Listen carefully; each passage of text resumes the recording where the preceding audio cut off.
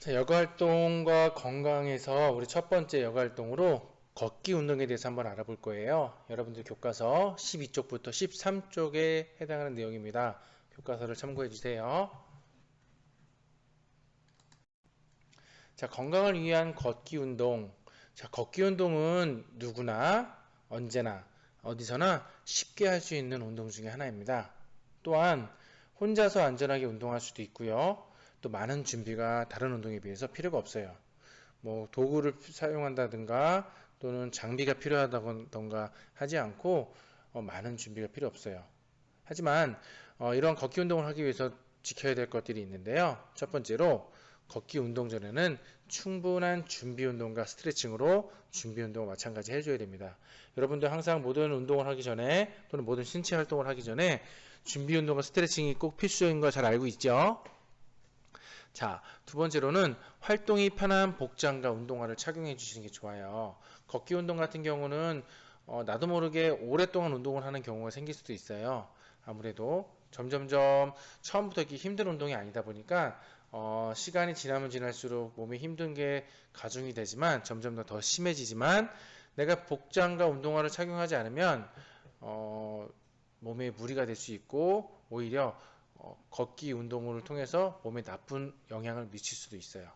그렇기 때문에 꼭 활동이 편한 운동복이나 또는 활동이 편한 복장과 운동화를 착용해 주시는 게 좋습니다.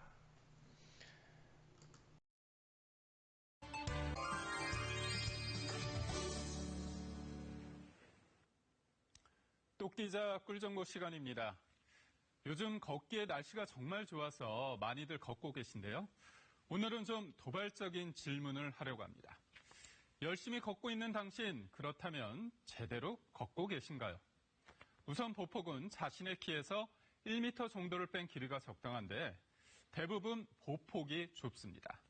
그런 만큼 의식적으로 보폭을 키울 필요가 있는데요.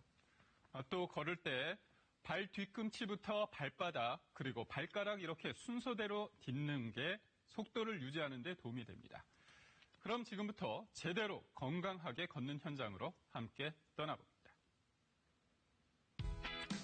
가을이 무르익어가는 10월의 끝자락.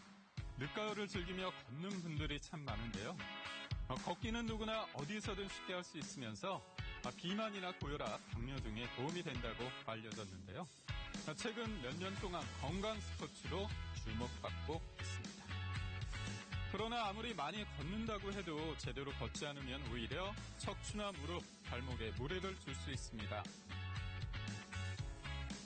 황규예 씨 역시 걸을 때마다 느껴지는 찌릿한 발목 통증으로 인해 힘들었다고 하는데요. 걷다, 잠시 쉬었다 갈 정도였습니다.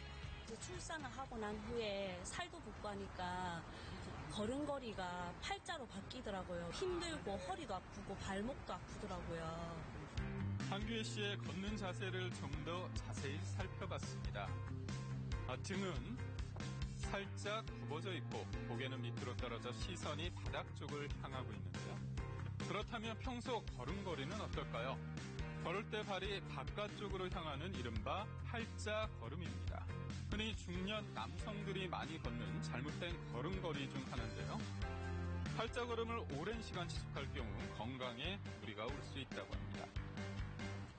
팔자 걸음으로 걷는 경우에는 허리가 뒤로 젖혀지게 되어 무게중심이 뒤로 쏠리게 됩니다. 압력이 많이 가해지게 되어서 요통 또는 허리 디스크를 가져올 수 있고요. 또한 무릎의 바깥쪽 연골을 더 먼저 닳게 만들어 퇴행성 관절염이 진행할 수 있으므로 주의가 필요합니다. 지금부터 건강하게 제대로 걷는 방법 소개합니다.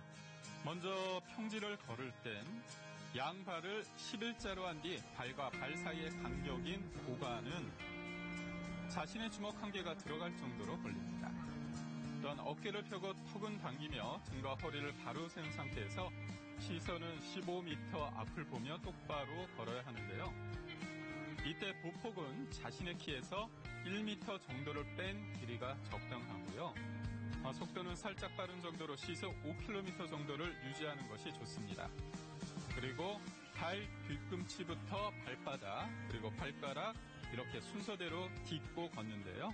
발바닥을 들어서 뒤꿈치를 착지하는데 무릎은 자연스럽게 편 상태에서 뒤꿈치를 착지하는 게 중요합니다. 팔과 발이 앞뒤로 일자가 돼야 교차가점이 일자가 됐을 때 올바른 자세가 나올 수 있다고 말씀드릴 수 있겠습니다. 계단을 걸을 때는 발가락 끝을 먼저 올리고 뒤꿈치를 계단 밑으로 향하는 자세를 취해 계단을 올라야 합니다. 뒤에 아킬레스건과 비복근, 그다음에 햄스트링 부분의 근육이 늘려졌다가 다시 올라갈 때 근육이 수축되면서 자연스럽게 다음 발을 딛고 많은 계단을 올라갈 수 있고 안전하게 올라갈 수 있기 때문에 그런 형태로 걷고 있습니다. 걸음걸이에 있어 자세만큼이나 중요한 게 바로 신발입니다. 어떤 신발을 골라야 하나 망설이신 분들을 위해 지금부터 확실하게 알려드립니다. 우선 워킹화의 앞코가 둥근 것을 고르는 게 좋습니다. 한국인의 발은 서양인의 발에 비해서 발폭이 넓고 뭉툭한 형태의 특성을 갖습니다. 발볼이 넓고 앞코가 뭉툭한 형태의 신발을 고르시는 것이 편안한 워킹을 하는데 굉장히 중요한 역할을 합니다. 워킹화 고르는 데 있어 특히 신경 써야 할 게 바로 바닥과 맞닿는 밑창인데요. 지면으로부터 오는 충격을 적절히 흡수하고 분산시킬 수 있어야 걷는 사람이 받는 피로의 느낌을 줄일 수가 있는데요. 깔창과 신발의 창에 적절한 쿠션이 포함된 신발을 고르시는 것이 좋습니다. 운동화 밑창의 경우 땅에 바로 닿기 때문에 자주 신으면 빨리 닿는데요. 만약 한쪽이 기울어질 정도로 많이 닳았을 때는 워킹화를 새 것으로 바꾸는 게 좋습니다. 그렇다면 밑창이 닳았을 때 우리 몸엔 어떤 영향을 주게 될까요? 먼저 밑창이 많이 닳은 신발을 신고 발의 압력인 족저압을 측정했습니다. 밑창이 닳은 신발은 발에 어느 정도의 압력이 가해지는지를 볼 수 있는데요. 발의 압력이 고루 분산되지 못하고 발바닥을 제외한 발 바깥쪽인 측면과 뒤꿈치에도 압력이 몰렸습니다. 발을 지지해주는 압력 분포에 변형이 생기게 되고 이러한 변형들이 결국에는 신체의 근골격계 질환의 하나의 유발 요인이 될 수 있습니다. 반면 새 신발의 경우 밑창이 완충 작용을 하기 때문에 발바닥을 제외한 전체 압력이 고루 분산된 것을 확인할 수 있었는데요. 이럴 경우 오래 걸어도 발이 피로하지 않다고 하니 걷기 전 집에 있는 신발 상태를 점검해 보시면 좋겠죠. 어떻게 걷느냐가 건강을 좌우합니다. 올바른 걷기 자세로 걷는 즐거움 느껴보시길 바랍니다.